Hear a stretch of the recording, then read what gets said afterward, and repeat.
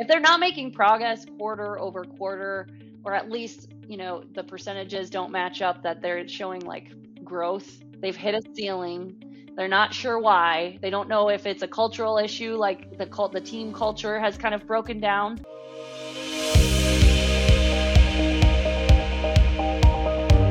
Hey, welcome back to the show. Today we are so lucky because we've got Mandy here. And if you haven't met Mandy, you're going to find out why you're so lucky here in just a second. So Mandy, tell us who you are and what do you do? Oh, good question. So a lot of service-based businesses, a lot of coaches, a lot of consultants, and sales teams actually struggle getting new clients without feeling pushy. Yeah, And when they do get clients, they're worried because either they can't repeat the process or they don't have one. So I am right. a sales coach. I run Girl Sweat training company, sales training company. So I offer athletic minded sales training for entrepreneurs and businesses so they can master the fundamentals and start winning clients consistently. Love it. Because every business owner deserves to have the power and the confidence to lead and to do that with a solid sales team. Love it. Athletic based sales training. Do dive in. Tell us what that means to you. Okay, so when I was younger, athletics was a huge part of my makeup, my character building, everything Yeah, that I learned. And from that, I learned that the sports skills, the skills you learned in sports, whether it yeah, was teamwork, soft skills, or even technical skills, because you have to learn a skill and you have to progress and grow and build upon it and right, have right. patience with yourself. So all of that I package that up because that is really important and valuable in the business world, especially within sales, because you have to be For sure. aggressive. You have to be on offense. You've got to learn the skills and refine them and keep trying to master them over time. So Yeah, that is essentially the basis of Girl Sweat training. love it. And what was your sport? I played basketball hardcore since I was 12, on Nice. a good D1 path. There was volleyball and what else was there? Half marathons I ran after college, did rugby in college, did softball. What? Yeah, did CrossFit. It was really fun. I mean, I love moving around. I love being active. It keeps me like, balanced mentally, Totally. emotionally, like mind, body, all of it. Yeah. Totally. I love it. I love it. Okay, cool. So you have played aggressive sports at an aggressive level and you are a winner. You like to win, I'm guessing, and you like to take other winners and shape them into awesome salespeople. How does Yeah. that translate? How do you make that work? Because it makes sense, but I'm curious how you do it. So typically I do one-on-one and group training. So if I'm working with someone and they're a business owner and they don't like to sell or the word sales. So we figure out what that is that's holding them back because we want to chase the fear. We don't want to run away from it. So Right. we excavate all of that. And then we get them into a 12-week training program. It's either 6 or 12 weeks so that I can Yeah. work one-on-one with them and guide them. And we do role plays and practices as we Right. go about it. And then we get them the results that we set aside in the beginning so that they're seeing Nice. profitable results. And for teams, if like sales teams are struggling, depending on if they're just starting out or if they're just, plateaued, or maybe they just need a little bit finesse, more refinement in their sophisticated Right. sales role, then I work Right. with them to work on whatever kind of challenges that they're working with. So if the business has like, well, we don't know how to negotiate, we don't know how to close deals right, we don't know how to handle Right. objections, we work with them. And that way I can understand what their needs are and then I can help tailor my coaching to that business. Love it. Love it. Mhm. Is there, a lot of people, I was telling you offline here, I've got a guy who runs a sales team and literally only hires D1 athletes, men and women. That's cool. And they're super, super effective because they have like built into them, ingrained into them, goals, objectives. I can do this. I'm going to work with my team. We're going to beat this thing up. You know what I mean? Like, how do you say, how do you see like those skills translating to someone who's not an athletic person or hasn't played team sports, and Yeah. who are you really looking for your perfect client? I mean, my ideal client kind of has both. They have both sides, the softer side of sales as well as, that drive. So a lot of people I work with are females who have that Awesome. underlying like innate drive to go and to move and to take action. And they're really good Right. community builders. So they don't know how good they really are. So that's the first part of some of the training with some of those business Yeah. owners out there, is helping them realize what personal power that they do have and how it translates into sales power. Right. Right. Well, I definitely buy into that. I think there's huge value in what you're talking about. And that's one of the biggest reasons I wanted you on the show. For those of you listening, there is so much to know about running your business and so much to know about growth and scaling. And there is no growth and scaling without an awesome sales team. And so when you meet someone like Mandy, who is here as a coach doing both group one-to-many and one-on-one coaching, you really got to pay attention to this, because you may have a great person in your sales department or 3 or 4 great people in your sales department, but do they really know how to leverage their innate skill sets to drive them down the field? Is that accurate? Yeah, absolutely. And everybody's got a different personality. So, like, they can't be 2 point guards at the same time. There's got to be a point guard, a shooting guard, another shooting guard. We know that. So, we might Right. have like a hierarchy in the team, or a flat, team, but everybody knows their roles and responsibilities and what they're really good at. And they can Love it. pass the ball when they don't, or get guidance from their teammate. And so that's how I build up sales teams. Love it. Love it. Okay. So what does an engagement look like? I mean, when you walk into a business that's got, a sales team with no real director, no real coach or captain, I guess you could say, first of all, how do you recognize that? And second of all, how do you get the team to acknowledge that they need one? Yeah, so first I look at the results. Obviously, we look at where they are, what's the baseline, what are they achieving now? Like, what sales are Right. you driving in? What's the revenue? And then I would look at how long it's taking them to close a deal. Like, is it taking, 10 months instead of 1 month? Like, what is the problem here? So Right. we kind of do an assessment, like an audit of their sales process, to see if they actually have a sales process, how it's tied to marketing. Are they leveraging marketing to the full extent? Because marketing and sales and companies don't really like to talk to each other, I found. Sometimes they don't. It's scary. Right? Same Yeah. team. It's the same exact Same team though. team. Same team. And that's Totally. what yeah, and I don't play that way. I mean, I play with, Yeah. that's part of our team. So we want to make sure that they're speaking and communicating well with one Right. another. Any gaps in that process, we get to fill those gaps, and we learn the styles of each person on the team with Yeah. personality tests and with interviews, so we get that feedback.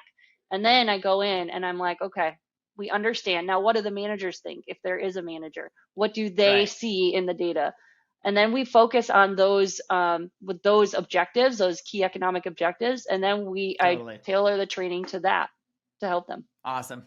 I want to thank you so much for listening to this episode, but I also want to take just a few seconds to let you know about a project that we've been putting together for the last several months, and we're finally launching it, called the Captain's Council.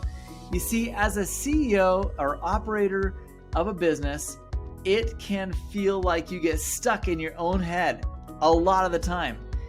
You get challenges that you don't know how to resolve. You get people causing problems in your leadership team that you don't know how to resolve. And it's so hard to overcome those things by yourself.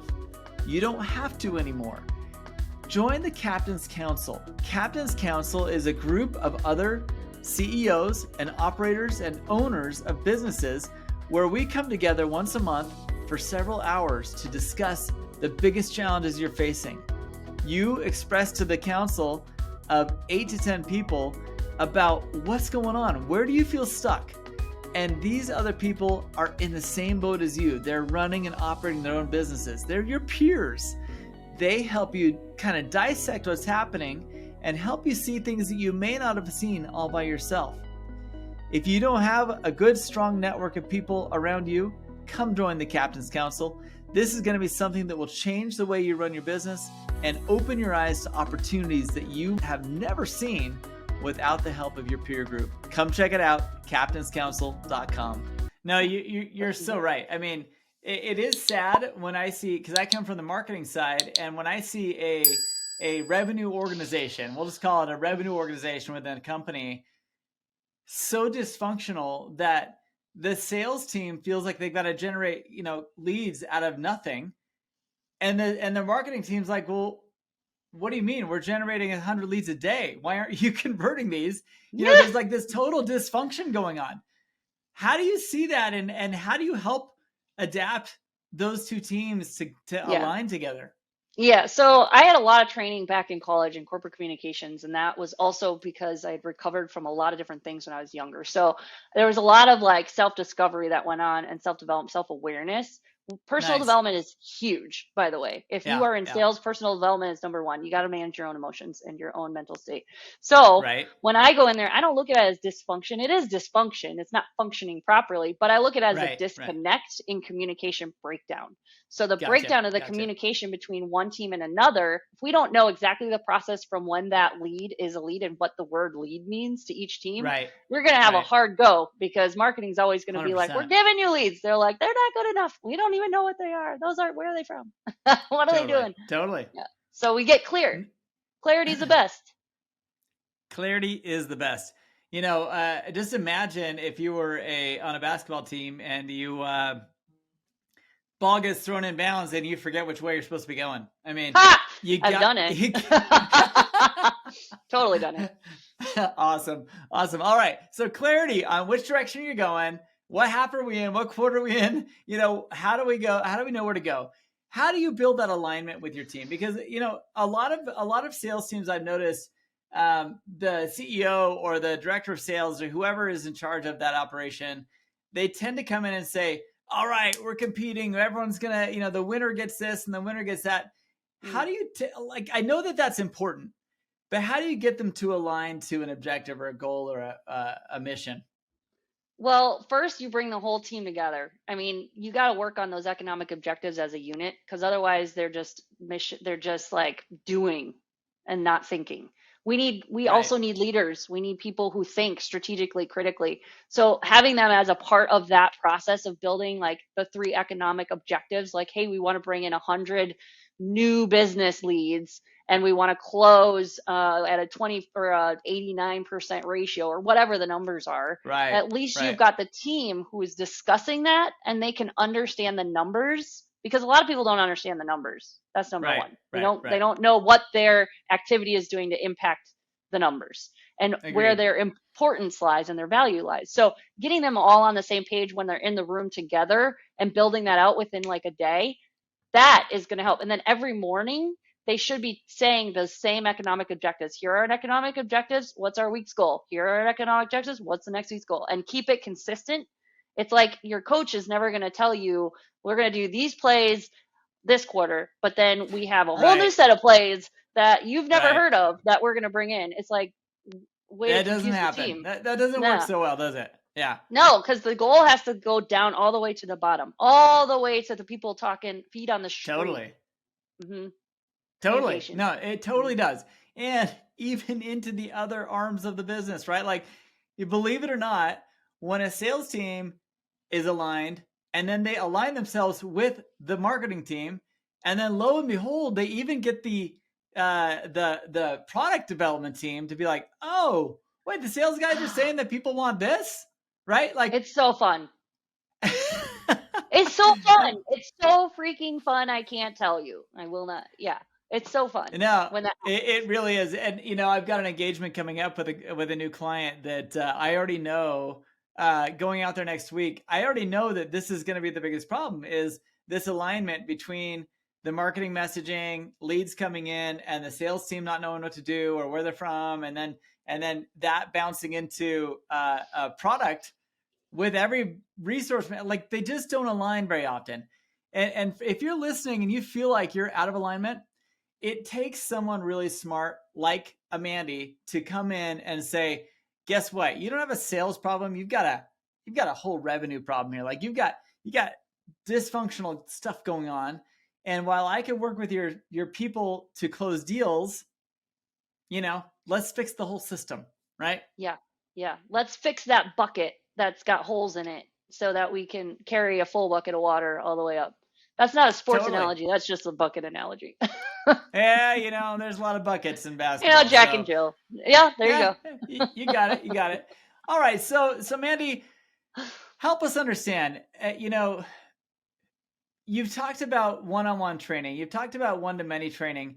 a lot of our listening audience are people that are kind of they're in that growth mode of, say 10 to 20 to 50 million in revenue, and they're kind of thinking, okay, I've got my sales team, I've got my marketing team, but they're just not clicking. What other problems should they be looking out for? When does somebody call you, and how does that work? So if there's consistent non-progress, I guess I'm trying to think of the Yeah. word. If they're not making progress quarter over quarter, or at least, the percentages don't match up, that they're showing like growth, So like they're investment, stagnant. you don't see growth. Yeah, they're stagnant. They've plateaued. Yeah. They've hit a ceiling. They're not sure why. They don't know if it's a cultural issue, like the team culture has kind of broken down. They don't Right. know Right. if Right. it's, communication. They don't know if it's a process issue. It could be Right. a lot of things, and pinpointing that off the bat is number one. So Right. if they don't know what they don't know, then yeah, call me in and we'll talk about it and we'll figure it out. Now help me out here, because I'm trying to think back. Who is that guy? 23 Chicago, Michael Jordan. Did he have a coach? Was there someone who like analyzed his shots and periodically and kind of helped him through that? Yeah. I'm trying to Okay. think who his personal coach was. I don't know if he had like someone on the, like that hidden gem guy who's in the back who's like, I Yeah. don't want anybody to know my name, but I'm really good at what I do. Right. Right. Right. Right. I swear that Tiger Woods also has someone that looks at his swing periodically. Yeah, It absolutely. doesn't matter how awesome your sales team is. If you aren't periodically coming in and bringing someone in for training and coaching, I think you're missing a huge, huge uh, advantage to how to capitalize and maximize your sales team's effectiveness. Right? Absolutely. And it doesn't take, hiring somebody to come on board full time. It might just be you're doing some spot checks and you got to get those spot checks done quick, and you got to put in some really good systems in order to get them to the next level and achieving, so that they're not Love feeling it. depressed and sad that they're not getting it, or they're feeling like more competitive against one another and themselves, and they just haven't gotten through that ceiling of personal Right. development yet. Like you got to bring somebody in to just take it's like that perspective. Like I can see it from my vantage point, but you Right. guys are seeing it from yours and you're used to that vantage point. Totally. Whereas the Totally. new ideas, like you hire new people when you need new ideas, but you can do it with consultants too and training coaches. Now, Mandy, girl sweat. Okay, I love it. I think it sounds awesome. It sounds, So funny. wet and cool and stuff like that. Now, obviously, sales training works for guys and girls, but there's Mhm. probably some specific things that you feel like a lot of the girls on the team need different than the guys. Do you see different needs depending on the gender? Or I'm I just want to know. I want to know why the focus on the females, and how does that all work? Well, yeah, focus on the females. One, females have a higher percentage of close rate than males do, just in general. Like that is, I think it's 11% more. I Um, would agree and with that. there's been some underrating, I think. When you're underrated as a person in a sales job, or if you're even a business owner, Yeah. that underdog kind of vibe is my vibe. I like it a lot. But it's not saying that everybody's an underdog. It's just saying that those skills that are unique to women, Right. particularly, empathy, community building, Right. there Nurturing. are nurturing. Yep. So all of the things that make a good salesperson also come from a natural, feminine perspective, I That's guess what you could I'm say. saying. I mean, I throw the question out there It as a is. joke, but like in all seriousness, Mandy, whenever I see a girl on the sales team, I already know she's probably one of the top 3 producers. Like I just know that because they just naturally have a lot of the skills that a good salesperson needs. They naturally want to help people. They're there to like, hey, you know what? You Sir. can do this. It's going to make your life better. Like, why is this such a big deal? Why are there so many women lacking in sales industry? I wish there were more. Well, I think from my perspective, this is in my opinion, by the way. Um, we get into those roles and they can be really competitive and alpha. And women, for me, anyways, I like to sit back in my feminine and really understand, okay, I'm relationship building. I see the connection Right. and communication piece because we communicate. Right. We're Oh, field 100%. reporters. We'll tell you every step Totally. from A to Z. Whereas I think with a lot of guys that I've seen, even colleagues of mine, they're like, Yeah. okay, here's A, here's Z, boom, and that's it, and they go on. Then A and Z again, boom, and that they don't like. We bring the elevator back down to a lot of women Right. because we want to teach. We're like those berry hunters, right? Like we way back when we were hunting berries. If you ate the wrong berry, you were gonna die. If you didn't True. know the True. way to get back to the berries, and we don't tell the community back at the camp where the berries are, we're gonna have a hard time eating. So Totally. that's Totally. that's how I look at it. And I also see a lot of really successful former colleagues of mine that are female. Nothing against male colleagues because they're awesome too. No. Different Listen, style. I'm not trying to start a gender war here because I truly like. Listen, that's very good advice. What you just talked about, and I would say most guys that are out there hunting and killing, they just love to Yeah, just go from a mile out and just have spear out ready and just go. yeah. But the women are much better at a long sail, in my opinion, than most men. And so, there's different types of sales, there's different types of products. And I think that when it comes to a nurture sale, guarantee you, I will hire almost 100% women. But when it's a quick hunt and kill, the men just have, I got my spear out, I got my knife out, I'm gonna kill that thing. You know what I mean? Yeah, So yeah. do you see those differences when you're trying to do group coaching? Like, do you take a different approach with the women than you do with the males, or what's Well, kind of the sales psyche there? I take a different approach with every person because some women really are. They're like hunt, kill, hunt, kill. Right. That's how they're wired. And what I do see is the communication between different groups and different departments is much Yeah. cleaner usually with a woman and Agreed. sometimes, right? So Agreed. like again, my opinion, based on my roles back, former Hey, roles. you know it better than I do, but yeah. So if something's going wonky with my tech or like I don't know where the notes are, I'm going to go and figure out why or ask someone on the other department side. Whereas a guy would, I don't know, former colleagues would be like, it's not Right. working. I'm not really sure. But now people are learning that communication is such a key in success for everybody Yeah. that's Yeah. what I want to bring up no matter what gender. It doesn't matter gender. Gender really doesn't matter. I It's, agree. hey, do you know the process? Hey, are you using your strengths? Hey, can you use your strengths Yeah. and do it differently than that person over there? Yeah, you can. And Right. you can still both win. So I think it's Right. rising tides raise all ships. It's a whole team environment, and it's important to have everybody on all sides. As long as they're doing what they love to do, you're going to Right. have successful people. If they hate it, then you're probably going to lose them. I And that's really okay love that too. you said that. Yeah, no, it is okay to lose them. And you know what? It is, I think it's great though what you're saying, because a lot of people come in and they try to build a sales organization, and the organization means you got to follow this exact process to get the close. When what you're saying is, hey, you know what? You nurture different than this person. And so why don't you just get to the same end goal? We need to Yeah. meet. How do you want to do it? What is your best way of doing that? And is it as effective as that person? Right? Yeah. Yeah.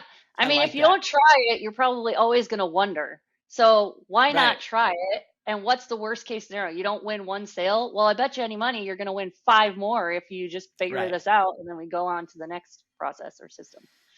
Mandy, I love it. I love it. This is actually a very, very helpful, useful conversation for all of our audience, because I know that most of us out there trying to grow and scale our businesses, yeah, I'm in the boat right now of hiring a new sales team, and it is a pain in the butt. Like, not gonna lie, it is really hard to find the right people, get them dialed in the right way, and to build that organization. How do you? What is the best time to engage someone like you? Is it during hiring? Is it right after hire? Is it a year in and you're kind of figuring out what's working and what's not working? What's a good place for people to connect with you at? Oh man, I would say right away. I would say right away is best because then you can set it up.